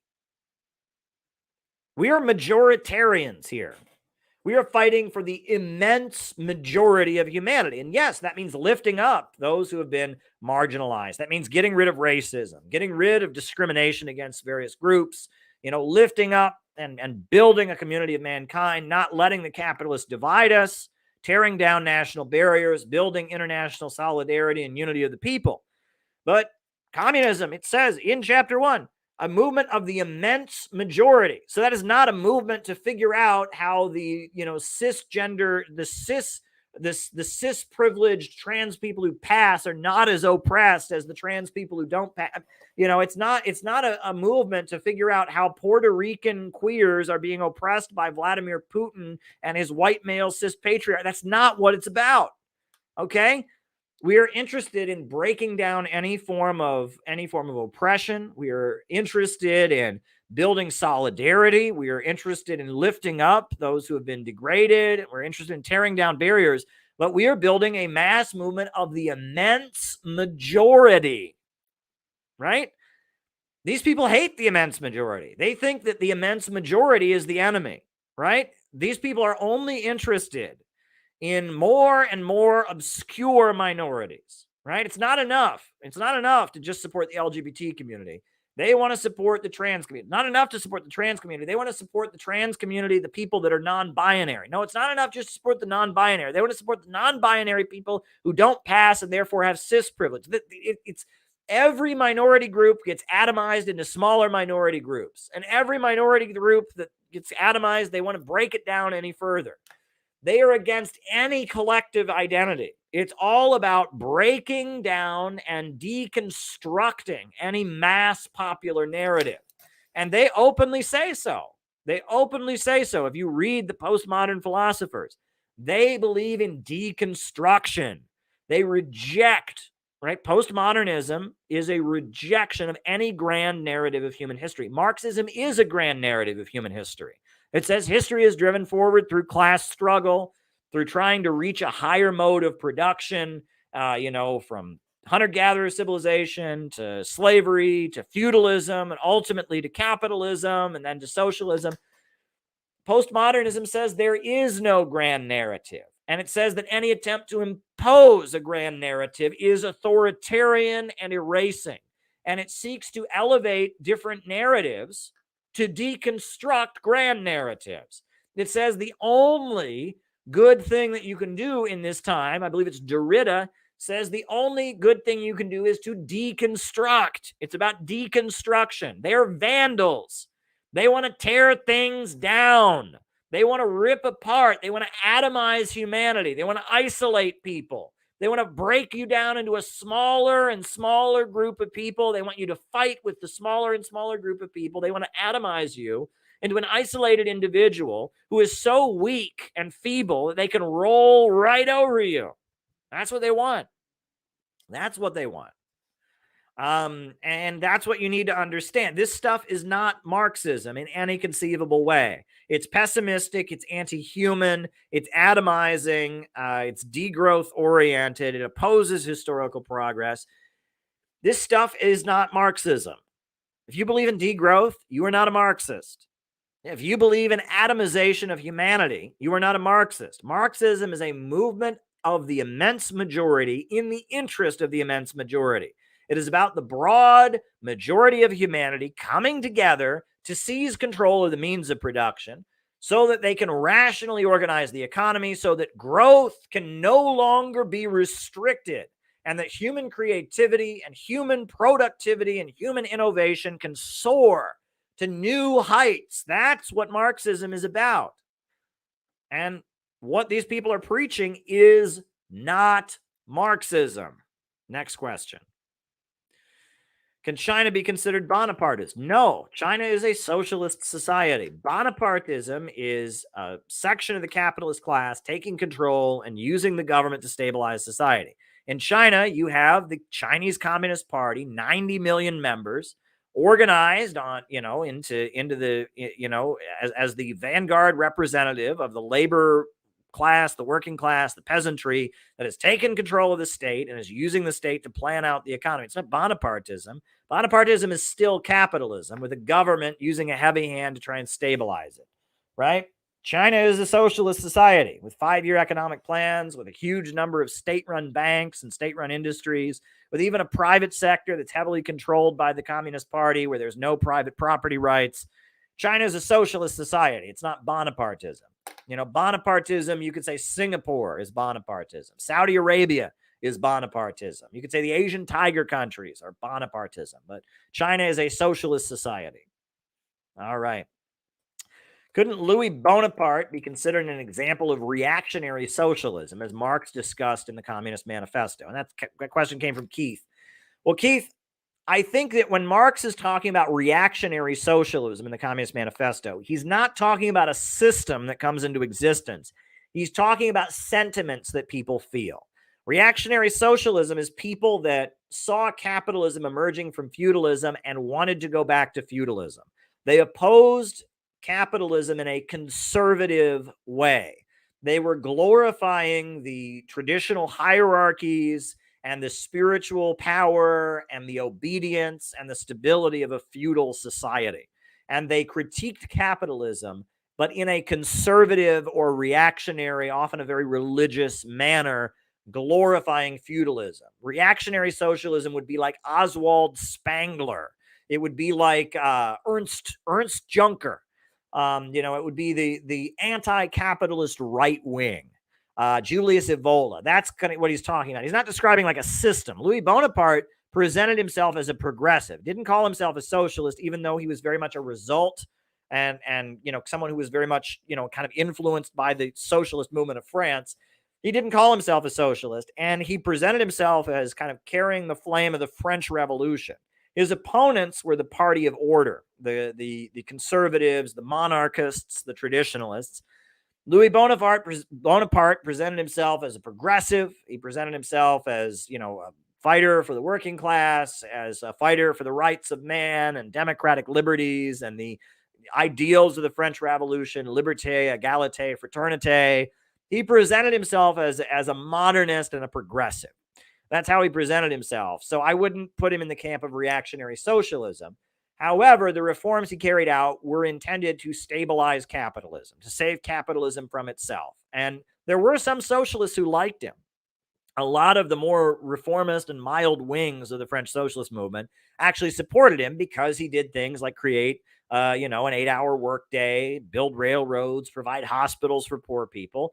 They supported him. But Marx is saying, no, this is a representative of the capitalist class trying to stabilize capitalism with a heavy hand. So there we go. All right. Someone said the lumpen needed to be explained. Thank you. These dumb people. I'm glad, Andre, that I had the opportunity to explain it, because it's an important concept, and these dumb people attacked me, right? Jason and Ruhe, I saw him on a stream one time. He says, "Oh my God, Caleb called the lumpen criminal. That's racist." I heard that. I'm like, the definition of the lumpen proletariat includes the word criminal. And by saying that's, you think black people are lumpen? Most black people just have a job like everybody else, and they work and they produce wealth in society. Like, most black people are not lumpen. That's a very racist statement. And I heard him say that, and it's like, lumpen doesn't mean black. There's plenty of white lumpen proletarians. Ever heard of the Hells Angels Motorcycle Club? Ever heard of the Ku Klux Klan? Ever heard of the Aryan Brotherhood? Those are white lumpen proletarians. There's loads of white lumpen proletarians. Occupy Wall Street was full of, railroad kids who ride the railroads around and sell heroin and, or are involved in all kinds of criminal activities. I mean, Occupy Wall Street was full of, middle-class kids who declassed themselves and became lumpen criminals and travel around doing drugs. And, it's like the idea that lumpen means black is a very racist statement. The Black Panther Party, unfortunately, Huey Newton and some of the Black Panthers, they had a redefinition of the lumpen proletariat. They tried to categorize the entire black community as being lumpen because they face discrimination, because they face higher rates of poverty, except that, but that's not what lumpen means, right? That is not what lumpen means. And, at the end of the day, it's just kind of sad, because it's like these people don't know what they're talking about. There is a new left fetishization of the lumpen proletariat, but they don't know what it means, right? And that's the problem, right? George Jackson and some of his writings, right, and Attica and all of that, in some of the 60s writings, there was this belief that, like, the lumpen proletariat had revolutionary potential. You had who was the big thinker that they liked, that I really don't particularly care for, the new left thinker, who was promoted by, like, the CIA, right? He was one of these new left Marxists who was being promoted. I can't even remember his name. He wrote, like, Toward African Revolution, The Wretched of the Earth. Franz Fanon. Franz Fanon had this whole, like, belief about the lumpen and revolutionary, but he changed the definition of lumpen, first of all. And it's very much left adventurism. It's very much a middle class fixation, right? It's these people, they think of the lumpen proletariat, they think of criminal elements like they're all Robin Hoods. They're all Robin Hoods. They're all Bonnie and Clyde. They're social bandits fighting for the oppressed, etc. They're not. Anyone who's been around actual criminals realizes with criminals, you're dealing with people that are very self-interested, very, very self-interested, and very, very not nice and very sociopathic, right? That doesn't mean that they're just bad people. They're a result of their conditions largely. We realize this is the system, but when you're dealing with people that have been heavily absorbed in a criminal lifestyle for most of their life, you're not dealing with Robin Hoods with a heart of gold. You're not dealing with misunderstood people. You're dealing with some of the nastiest elements society creates. I think that's why a lot of police are very right wing, right? A lot of police officers and a lot of, if you have to spend your time dealing with people whose life existence is criminality, is a world where might makes right, is a world where the way you gain power is by being having a reputation for being cruel and ruthless, not having any sympathy. If you surround yourself with, thugs and criminals, your view of humanity is going to become very, very negative very, very quickly. And that's why police are often, very brutal, because they are seeing the world from the perspective of being around people that are also very brutal. And that alters the way they see things. And, it's all very unfortunate. And so, if we're serious, the attempt to romanticize the lumpen proletariat, is unfortunate.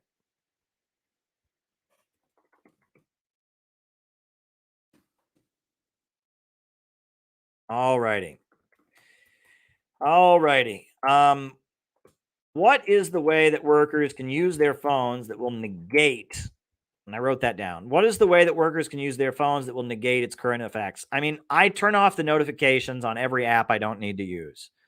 I try, a lot of times I have Twitter deleted on my phone. I don't have Facebook on my phone. I try not to look at notifications. I try to take my phone out only when I'm, using it to do something, and I don't want to be run by my phone.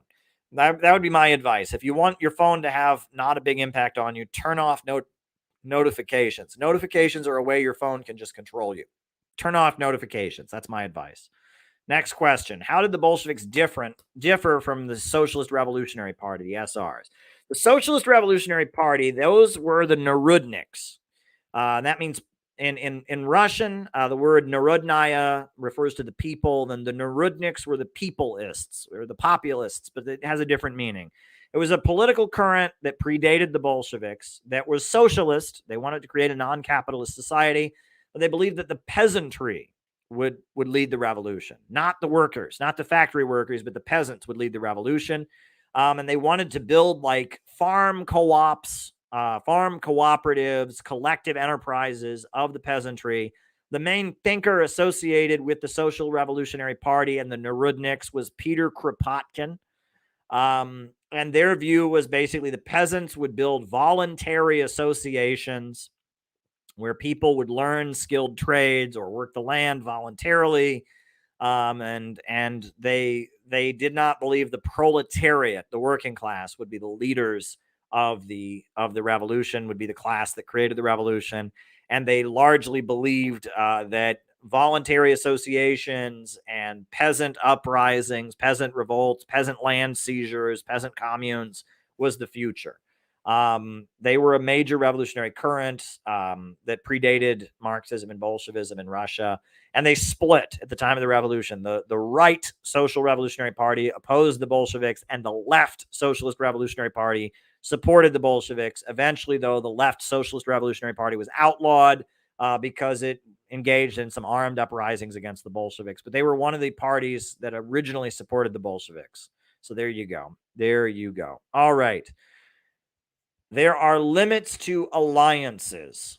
Paleoconservatives have the same geopolitical goals. Yes, there are limits to alliances, and the people you align with today might be your enemy tomorrow. When you think about politics, ultimately what matters is what are you actually doing? What task are you actually accomplishing? That is the question. What task are you actually accomplishing?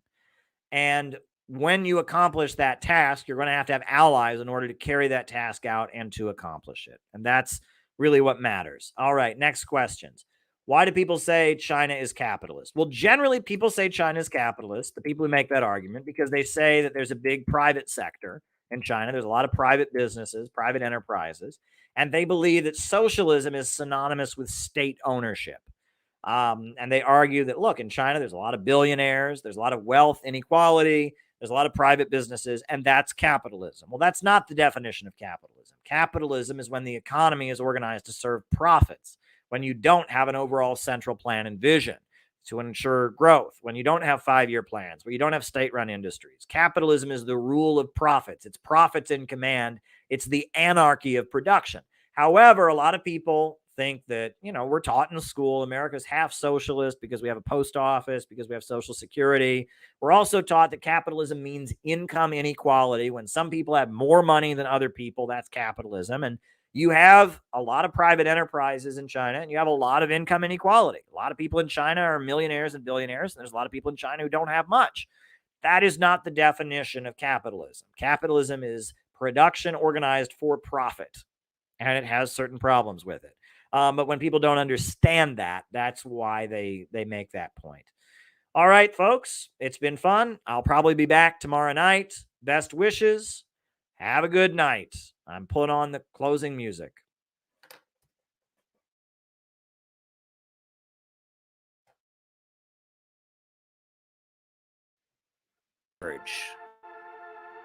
in the struggle against U.S. imperialism is now emerging throughout the world.